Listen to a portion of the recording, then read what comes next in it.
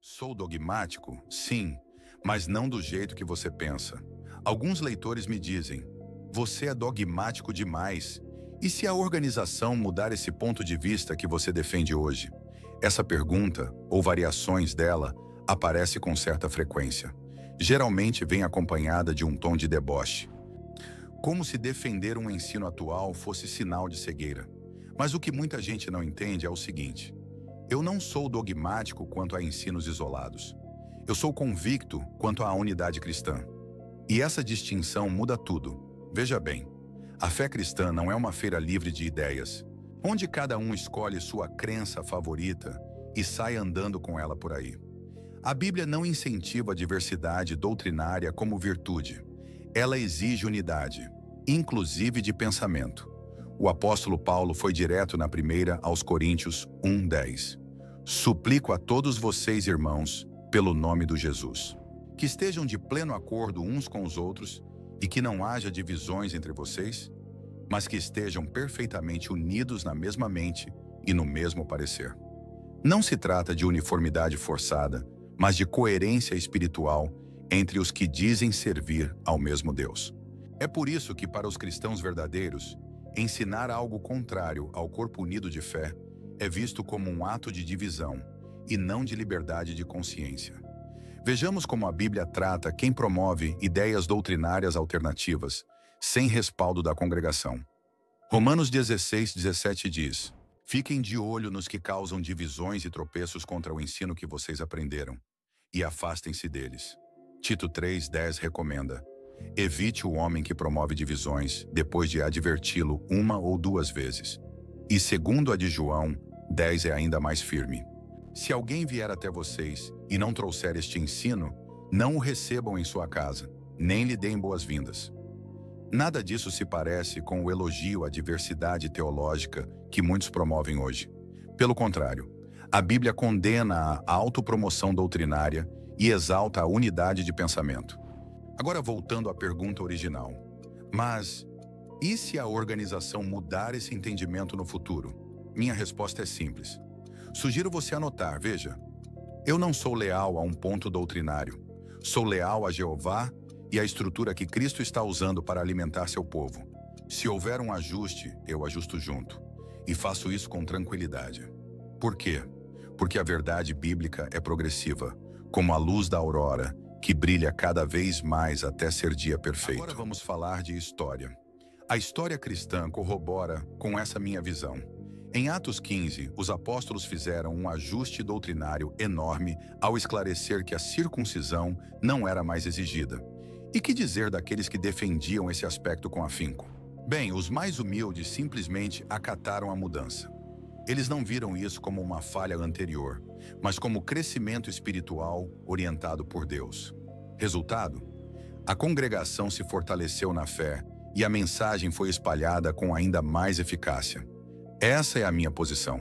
Se você debocha, tudo bem. Para mim não faz a menor diferença. Então, eu não tenho medo de defender qualquer entendimento atual, certo? Eu entendo que os ensinos às vezes passam por refinamentos. O que não muda é meu compromisso com a fraternidade unida e com a verdade que ela representa. Afinal, como disse o profeta em Amós 3:3, será que dois podem andar juntos se não estiverem de acordo? Bem, aqueles que me acusam de dogmatismo muitas vezes estão apenas confessando que são incapazes de andar em união com outros.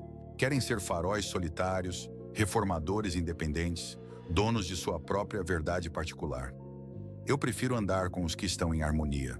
Prefiro ajustar meu entendimento junto com os irmãos do mundo inteiro, em vez de criar trincheiras teológicas e plantar sementes de divisão. Eu jamais seria um desses sectários fracassados um dia. Jamais. Porque a Bíblia ensina que há uma só fé, um só Senhor, um só batismo. E isso implica unidade doutrinária, não pluralismo espiritual. Portanto, sim, sou dogmático.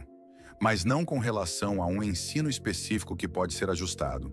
Mas sou dogmático com relação à importância de andar em unidade com a fraternidade mundial dos irmãos de fé.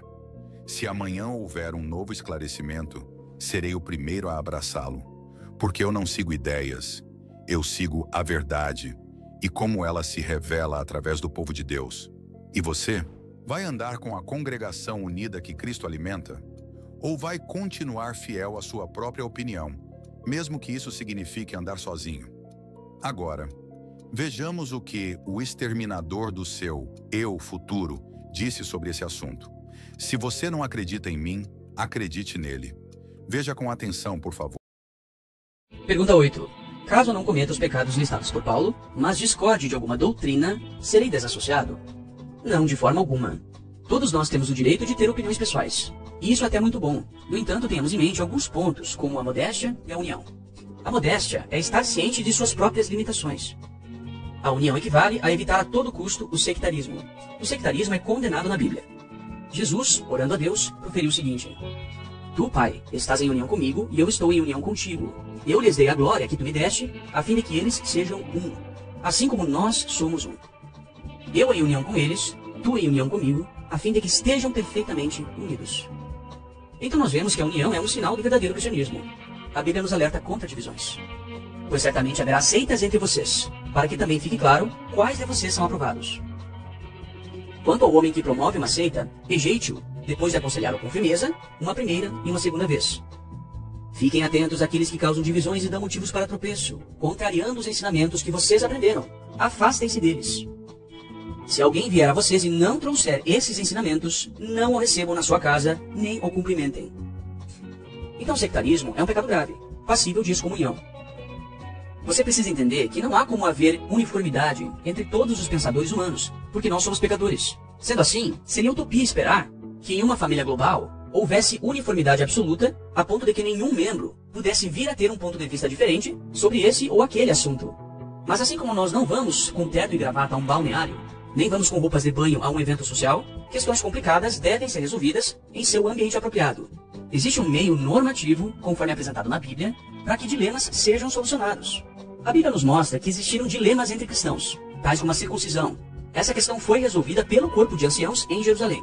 No momento em que algum membro passasse a discordar do corpo de anciãos em Jerusalém e começasse a criar divisões nas congregações, ele era culpado de sectarismo. Então ele devia ser alertado algumas vezes contra esse proceder, e por fim, caso ele não baixasse a bola, por assim dizer, e retrocedesse, ele seria excomungado.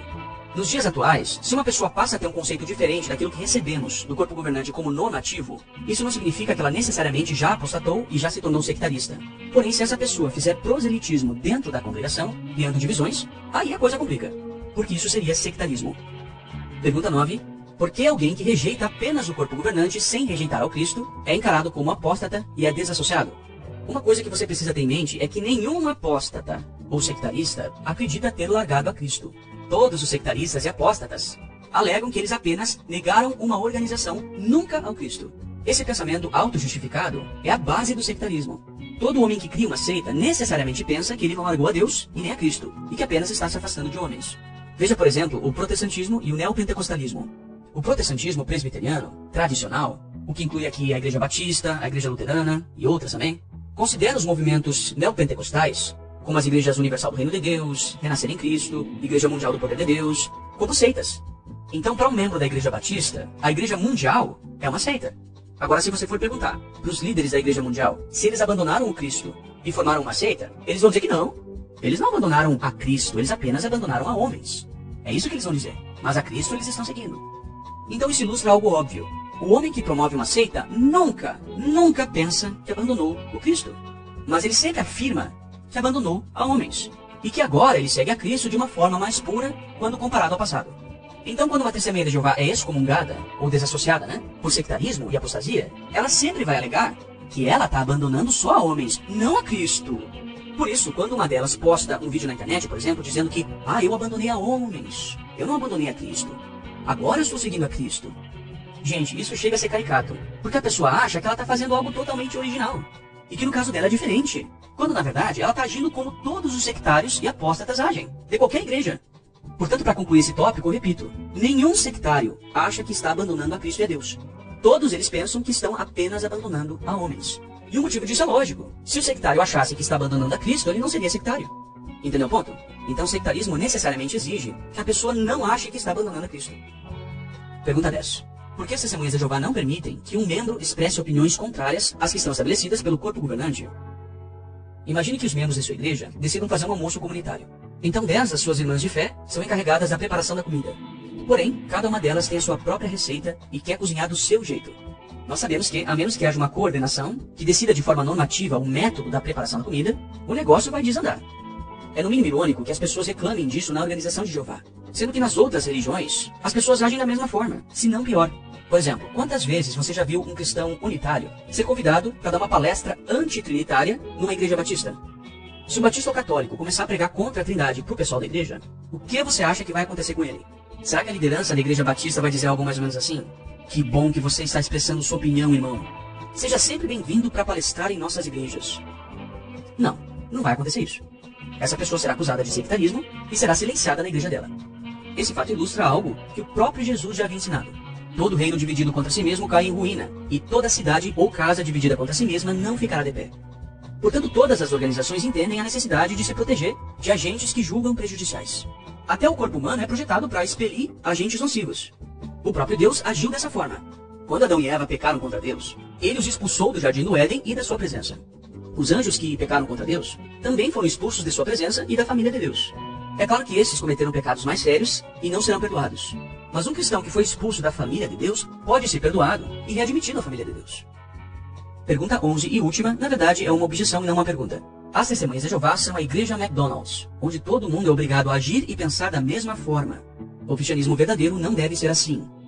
Em primeiro lugar, o McDonald's é inegavelmente uma empresa grande e de sucesso. E sem dúvidas o rigor da gestão desempenha um papel fundamental. Será que alguém se atreveria a dizer que o McDonald's é um empreendimento fracassado? Mas vamos imaginar um pouco. Suponhamos que a organização de Jeová realmente desse ouvidos às críticas que lhes são feitas e passasse a permitir e até a incentivar a disseminação de ideias antagônicas entre os irmãos. O que iria acontecer com ela? Ela se tornaria a Babilônia Grande. Uma bagunça total. Nós não seríamos um, assim como Jesus e seu pai são um. Então, na verdade, as críticas feitas somente têm a finalidade de causar a ruína dessa organização. Bom, mas é isso aí, esse vídeo já está ficando longo. Eu espero ter ajudado você, um grande abraço e fique em paz.